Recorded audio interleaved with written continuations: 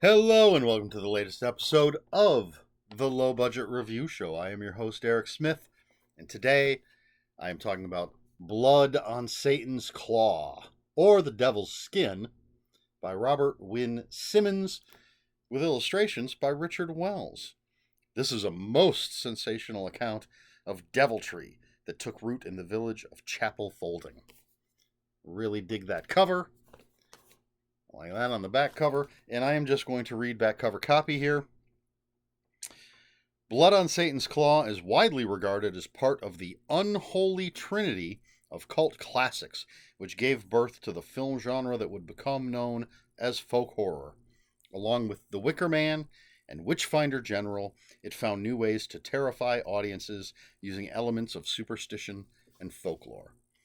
Now, 50 years after its release, readers can experience the unearthing of this terror in the film's first official novelization, a compelling and frightening retelling of the fate of unfortunate villagers sacrificed by their own children as devil worship infiltrates their rural existence. Whew. Written by the film's original screenwriter, Robert Wynne-Simmons, and featuring haunting new illustrations from Richard Wells, it is an atmospheric and defining cult classic in the making.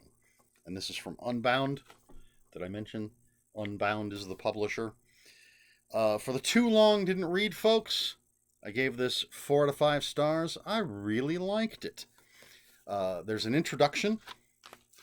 Actually, there's a foreword by Johnny Maines, who coincidentally edited the book Bound in Blood, which I bought at the exact same time I bought this book.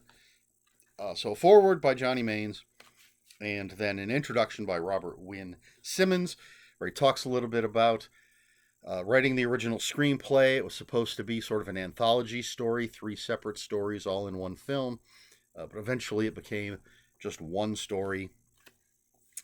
And then we get into the book, and it's Chapel Folding is the town. It's back in the day. I don't know if they ever actually say what year it's taking place. But you've got Puritans. There's a newish preacher in town, or minister, whatever he is, and he is very much a Puritan. Reverend, we'll call him the Reverend, Lucian Fallowfield. And he's of course, he's running the church, and he's also teaching the children. And there's maybe some rumors about him, and there's things going on with the kids. But this, I was going to say ranch hand, sort of farm hand, is plowing this field. There's superstition and rumors around this field, and he discovers something is sort of dug up while he's plowing this field, which causes a stir, and then some kids start playing around in the field, and one of the kids finds something, and this is going to eventually lead to all of the terror that goes on in the town of Chapel Folding. So that's more of your nutshell than what was on the back cover, but that was more about the book itself. So first, the main negative thing I have is, narratively speaking, the author changes the perspective character occasionally without any indication that this is happening, which always jars me and pulls me out of the reading, which bothers me, as that's one of my pet peeves when I'm reading. I like to be immersed in the story, simply let it flow over me. But when something happens that doesn't make sense, when there's I guess plot holes, but not plot holes, continuity errors, or problems with the writing itself. And so that's the case occasionally in this book. I'm reading along, so and so is our point of view character, and then you get to the end of a paragraph, and then you're starting the next paragraph, just assuming, at least I'm just assuming, I have the same POV character, and then I'm 2 or 3 sentences in, and things are wait, what's going on? Oh, we've changed POV characters. And there are breaks. Sometimes there's a break, there's a space. You get that, and you're like, okay, now we're starting sort of a new scene. And I don't know if this is because in the screenplay or in the movie, um, it's obvious when you've changed a scene. It's obvious, generally speaking, when you've changed your POV character or the character that you're following for whatever's going on. And so in the novelization process, he didn't think to put those little breaks to show that we're changing perspectives. And as I said, it pulls me out of the story because the flow has been broken, and that is a pet peeve of mine when it comes to reading. So that's my main, possibly my only negative. I think that's my only negative. As for the story itself, as I was reading, as I was going along, getting into the feel of the narrative, whenever I'm reading a new author, it often takes a little bit sometimes to get into their writing style, and so for a little while I'm like, okay, this is interesting. I'm thinking 3 out of 5. Then shit starts to go down, and there's a point where he's really gonna have to tank it for this not to be at least a 4 out of 5. Once the supernatural elements start happening, there are scenes that are much more gruesome than I expected from this. I don't know if this was a Hammer film. I don't remember if they mention anywhere which company produced it. But it is... So Hammer was known for being quite gruesome.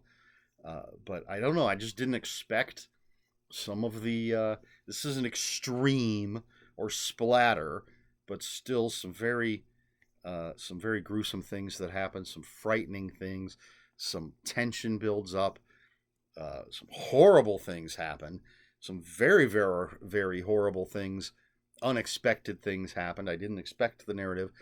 Not that I went in with too many expectations. I've never seen the movie, but it certainly went to places that I did not see coming. And so overall, very, very much enjoyed the book.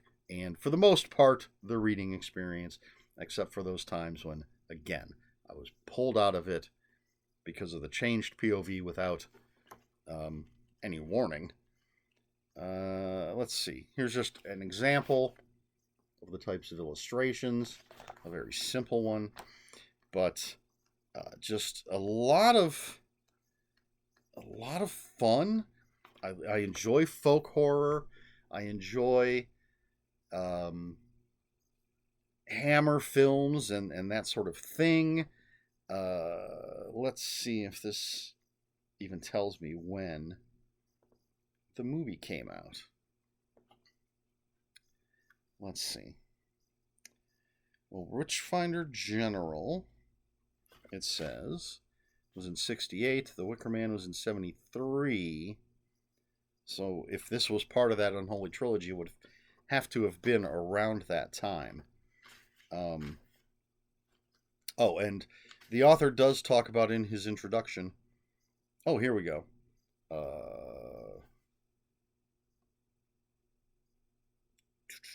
Pinewood Studios, Chilton Films for Trigon British, April 1st, 1970. That's when they were filming, so assume it was 70, 71. Yeah, it had to be 71 because in 2021, 50 years after the film's release.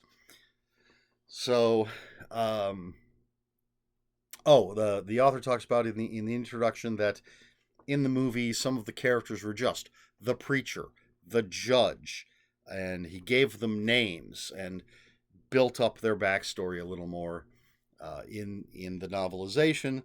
So that's very much appreciated. As I said, I like folk horror. I like Hammer films and British films of this time frame. And I should look. I read that book um, that took a bunch of British films and kind of mushed them together. England Screaming, I want to say, is what it was called. Uh, I know exactly where it is on a book cart, but I can't see it from here. It's facing the wrong way. But I've reviewed it, and it talks about it. It's got all these British films, but it's sort of a history that ties all the different characters and films, dozens and dozens of films, ties them together in this long, complicated timeline. It was a fantastic book, and I don't recall if this was one of the movies. I'll have to check and see if this was one of the films that was in that book. And there's a sequel to that, so even if it's not in the first one, it could possibly be in the second one. Anyway, so to summarize, very well written, except for the one sticking point for me. Very interesting characters, builds tension.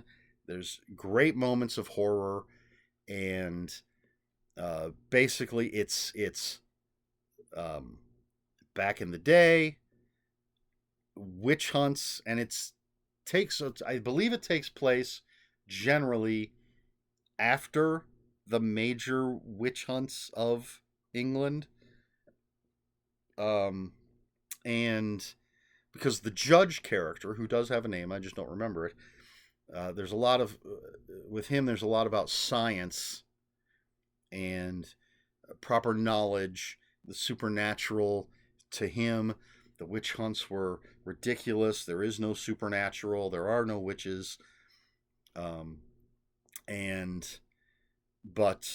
This is a small town, and there may or may not be something supernatural. These are all sort of, as the judge sees them, sort of ignorant peasants still steeped in superstition. But just a really, really enjoyable book. Blood on Satan's Claw, or The Devil's Skin by Robert Wynne-Simmons. If you're a fan of folk horror, if you're a fan of those old British horror films, I say absolutely check this out. I only know of it because someone on Facebook posted about it, and I thought that looks cool, and I checked it out.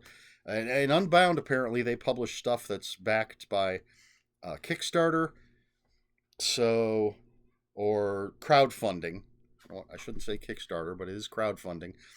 The world's first crowdfunding publisher. So there you go. Established in 2011, and they do list everybody that contributed for this book in the back of it. And it includes some authors and such.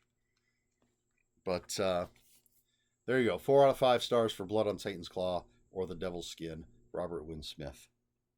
Check it out. Question for this video: are you a fan of folk horror?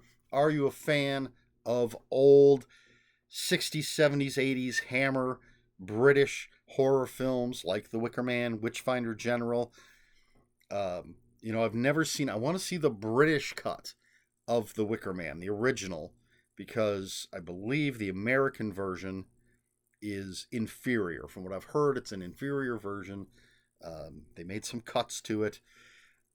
So I've never actually seen the entire movie because I want to see the British cut. And I do actually enjoy the Nicolas Cage Wicker Man. It's a bad movie, but it's entertainingly bad, in my opinion. But as I said, I'm a fan of folk horror. I'm a fan of Hammer films and those old British horror films, as over the top as some of them can be. But growing up with the Friday night show Big Chuck and Little John, or Big Chuck and Houlihan, which became Big Chuck and Little John, there were a lot of Hammer horror films being shown on that show, Friday night late night show. But what about you? Is it your kind of thing? Let me know in the comments below. If you have any comments, questions, or corrections, please put those in the comments below. Comments are open for spoilers. Just post a spoiler warning. We try to be polite here at the Low Budget Review Show. Please like, share, and subscribe, all the usual YouTube stuff. If you'd care to follow me on other social media, I'll have links for my Instagram and Blue Sky in the description below. That's all I've got. This has been the Low Budget Review Show. I have been Eric Smith, and until next time, read more books.